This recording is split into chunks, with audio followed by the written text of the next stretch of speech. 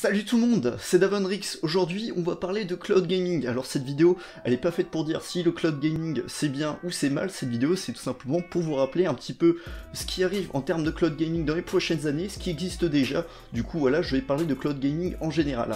Bon alors, ce qu'il faut comprendre c'est que le cloud gaming, ça fait quelques années qu'on en parle, il y a beaucoup de spéculations autour. Voilà, il me semble que le PlayStation Now, l'apparition c'était en 2017. Donc je vais vous présenter quelques entreprises, je vais vous présenter les plus grosses entreprises du cloud gaming, parce qu'il y en a plusieurs, il y a des petites startups qui proposent des services de cloud computing, de cloud gaming, pardon, mais je vais pas vous en parler parce que simplement je pense pas qu'elles vont avoir un gros impact dans les prochaines années dans cette technologie. Bon alors déjà, qu'est-ce qu'on entend par cloud gaming ? Pour résumer, déjà, le cloud gaming, c'est d'avoir sa console de façon dématérialisée. C'est-à-dire, votre console, à la place de l'avoir dans votre salon, vous l'avez dans un data center. Ce data center vous renvoie l'image, et le but, normalement, pour tous les services de cloud gaming, c'est de vous proposer un service de qualité, où vous pouvez jouer un ensemble de jeux de façon illimitée, c'est-à-dire pas payé par jeu, par exemple. C'est aussi de tout simplement pouvoir accéder au jeu depuis n'importe quelle plateforme et à n'importe quel endroit. Du coup, c'est des services assez intéressants. Le premier service dont je vais vous parler, c'est le service de Nvidia nommé GeForce Now. Alors c'est un service qui est disponible, il me semble, depuis 1 ou 2 ans.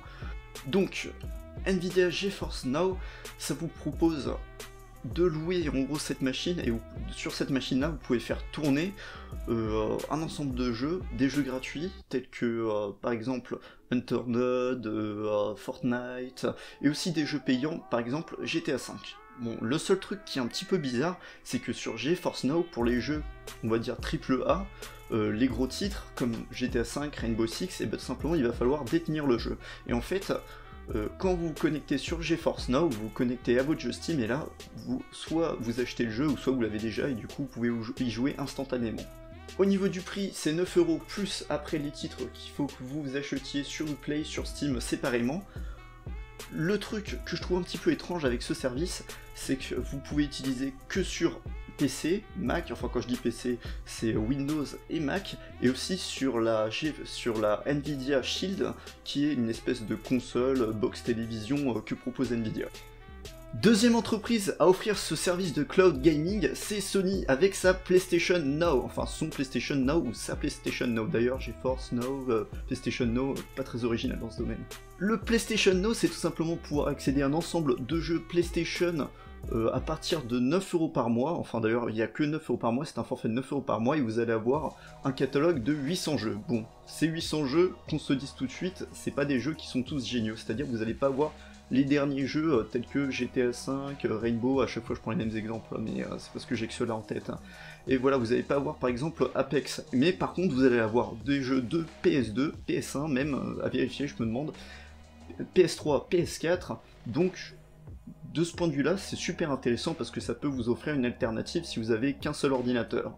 Seul petit bémol, un gros désavantage pour moi, je trouve, c'est que ce service-là, il est disponible que sur PC et Mac, et aussi que disponible sur PS4. C'est-à-dire, si par exemple vous l'utilisez à partir d'une tablette, et bah vous êtes cuit, vous devez avoir une tablette qui fonctionne sous Windows. Troisième entreprise que je vous présente, c'est une entreprise qui s'appelle Vortex. Bon, je vous avais dit au début de cette vidéo que j'ai parlé que des grosses entreprises du secteur du numérique. Bon, pas exactement parce que je vais vous présenter Vortex. Cette entreprise-là, pour 9,99€ par mois, et ben, elle propose un service qui ressemble au GeForce Now, c'est-à-dire que vous avez un ensemble de jeux gratuits pour 9,99€ et vous avez aussi disponible des jeux de votre bibliothèque Steam si vous les avez achetés. Du coup, il faut ajouter à ces 9,99€ les jeux de votre bibliothèque Steam. Donc je vous présente cette entreprise-là parce que je pense que c'est celle qui est le plus avancée et qui fait pas partie de ces gros groupes du numérique. Donc Vortex, je vous mets le lien dans la description, c'est assez intéressant, allez-y jeter un coup d'œil. Mais bon, je reste assez sceptique, c'est-à-dire que je pense pas qu'une petite entreprise comme ça arrivera à concurrencer les projets et les grosses entreprises là dont je vais vous parler dans la suite de la vidéo. Et aussi, par contre, Vortex propose quelque chose d'assez intéressant, c'est que vous pouvez utiliser des manettes différentes, des manettes de chez Sony, des manettes d'autres marques, vous pouvez jouer à partir de votre téléphone, à partir d'une tablette, à partir de votre ordinateur, par rapport à la Nvidia, par rapport à la Nvidia GeForce Now qui proposait pas ça. Du coup, point intéressant. Bon, Je vous ai parlé des services de cloud gaming qui étaient déjà disponibles sur le marché. Maintenant, je vais vous parler des projets qui sont en cours. Alors, premièrement, je vais parler de Google Stadia. Google Stadia, vous en avez peut-être entendu parler parce qu'ils ont fait une annonce au mois de mars et ça fait vraiment beaucoup de bruit. Et c'est clairement le projet qui me fait le plus rêver et le projet qui m'a donné envie de faire cette vidéo. Alors déjà, ce qu'il faut comprendre, c'est que Google Stadia, ils sont partis autour d'une idéologie de se faire de l'argent. Non, en même temps, c'est le but de toute entreprise. Non, ils sont partis dans l'optique de mettre le jeu, enfin de mettre leur projet autour du partage. C'est-à-dire que ils vont par exemple créer une manette où il y aura des boutons où vous pouvez partager votre partie sur des sites de streaming tels que YouTube, Twitch. Vous pouvez aussi partager votre partie à vos amis, vous pouvez enregistrer votre partie et vous pouvez rejoindre vos amis directement dans des parties. C'est plein d'innovations comme ça que va proposer Google Stadia autour du partage autour du jeu. Et ce que j'aime bien, c'est que par rapport aux autres services de cloud gaming, Google Stadia, ils ont vraiment un objectif, ils ont vraiment une idéologie qui est vraiment pas idiote. On n'a pas vraiment énormément d'informations autour de Google Stadia, on sait légèrement fait la configuration des serveurs, on sait à peu près ce que ça va être, on sait qu'en termes de puissance, voilà, ça va dépoter. Google, de toute façon, en termes d'infrastructure, ils ont des serveurs à peu près partout dans le monde, du coup on se pose pas trop de questions de ce côté-là, il y aura aucun problème. Et le truc qui est super intéressant avec Google Stadia, c'est qu'ils vont essayer d'implémenter des outils de telle sorte qu'on puisse rejoindre les parties des gens, enfin rejoindre ou tester un jeu très facilement. Au niveau du prix, on sait pas trop. Moi personnellement je pense que ça n'excédera pas en tout cas les 20 €, ça c'est sûr et certain. Pour moi ça sera entre 10 et on va dire 18 €. Ils peuvent pas faire plus parce que ça ne sert absolument à rien, et puis à côté on a des services de cloud gaming tels que Shadow qui vont faire le taf. Et moi, tout simplement, je verrais pas comment il pourrait être rentable en faisant moins de 10 € par mois, imaginons. On sait pas exactement si l'offre de Google ça va être quelque chose d'illimité, c'est-à-dire vous allez avoir qu'un seul abonnement pour 15 € et puis vous aurez le droit à tous les jeux du catalogue qui sera disponible, ou si jamais, comme d'autres services, et ils vont proposer de se connecter soit sur votre compte Steam, ce que je ne pense pas parce que je trouve que c'est pas très bien optimisé, c'est pas fait pour quoi. Ou soit il y aura un espèce de service où, par exemple, soit avec des points, soit vous pouvez ajouter, je sais pas moi, plus de 2 € par mois, et quand vous ajoutez 2 € par mois en plus, et vous aurez le droit, putain je vais y arriver, à des jeux premium, des jeux AAA, imaginons. Donc les deux derniers projets dont je vais vous parler, ça va être celui de EA et celui de Microsoft, mais finalement on a très peu d'informations dessus, c'est pour ça que je vais vous en parler assez vaguement, et vous pouvez faire vos propres recherches sur internet, on trouve rien. Bon alors, le projet de EA s'appelle le projet Atlas, et eux ils sont partis plus dans une philosophie où ils vont, comment dire, mettre le cloud au centre pour pouvoir développer des jeux beaucoup plus puissants graphiquement, pouvoir beaucoup plus développer l'intelligence artificielle, et donc ils sont partis dans cette mentalité là. Petit truc qui me fait un peu flipper, parce que ça ils en ont pas vraiment parlé, c'est est-ce que avec ce service EA Atlas, est-ce que on pourra jouer que à des jeux EA, ou est-ce qu'on pourra jouer à des jeux aussi non EA?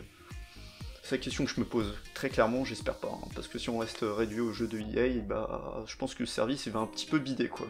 Si vous voulez lire l'article à propos de EA Atlas, je vous le mets le lien dans la description, mais c'est vraiment du concret, c'est du sérieux, ils veulent vraiment le faire, et d'ailleurs le patron, enfin le responsable qui était...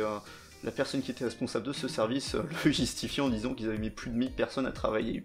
Et puis là, s'ils mettent plus de 1000 personnes à travailler sur un projet et c'est pour que ça bide, et c'est quand même assez bête. Et pour finir, je vais donc vous parler de Microsoft xCloud. Alors le but, leur philosophie à eux, c'est mettre le joueur au centre de leur problématique et tout simplement de dématérialiser la Xbox. Pareil, on a vraiment zéro info. Ils en ont parlé dans une de leurs vidéos et dans certains de leurs articles, mais finalement, on nous montre rien, on ne sait rien, on ne sait pas les configurations des serveurs. Donc le but de xCloud, ça va pas être de faire disparaître sa Xbox, mais tout simplement de proposer plus de mobilité, un service différent que sa Xbox quoi. Et pour faire fonctionner cette technologie, ils disent comme quoi leurs services seront mieux parce qu'ils vont s'appuyer sur leurs énormes data centers et notamment sur leurs services Microsoft Azure. Bon, après, je vois pas vraiment ce que ça va changer au niveau de ça par rapport à Google ou par rapport à d'autres entreprises, mais bon, si c'est leurs arguments, on va voir. Donc cette vidéo touche à sa fin, j'espère qu'elle vous aura plu. Alors comme on a pu le voir, il y a beaucoup de projets autour du cloud gaming, il y a beaucoup de spéculations autour de cette technologie. Pour moi, il y aura trop de concurrents, il y a forcément des personnes qui vont disparaître du marché, c'est logique. La question que je peux poser, c'est Amazon dans tout ça. Est-ce qu'ils vont essayer de faire un service de cloud gaming? Bon, selon certaines rumeurs sur internet, après ça reste des rumeurs, peut-être que oui. Amazon essayera de s'implémenter aussi dans cette technologie-là. On va voir ce que ça va donner. Bref, c'est une technologie qui est vraiment à suivre. Ça va peut-être être le futur du gaming, on verra bien. N'hésitez pas à réagir dans les commentaires, à mettre un pouce bleu, à vous abonner. Bon, j'essaye de poster un petit peu plus de vidéos, enfin je vais essayer, parce que tout simplement ça fait 3 mois que j'ai pas posté de vidéo. Si elle vous a plu, vous savez quoi faire. Allez, à plus tout le monde, à la prochaine.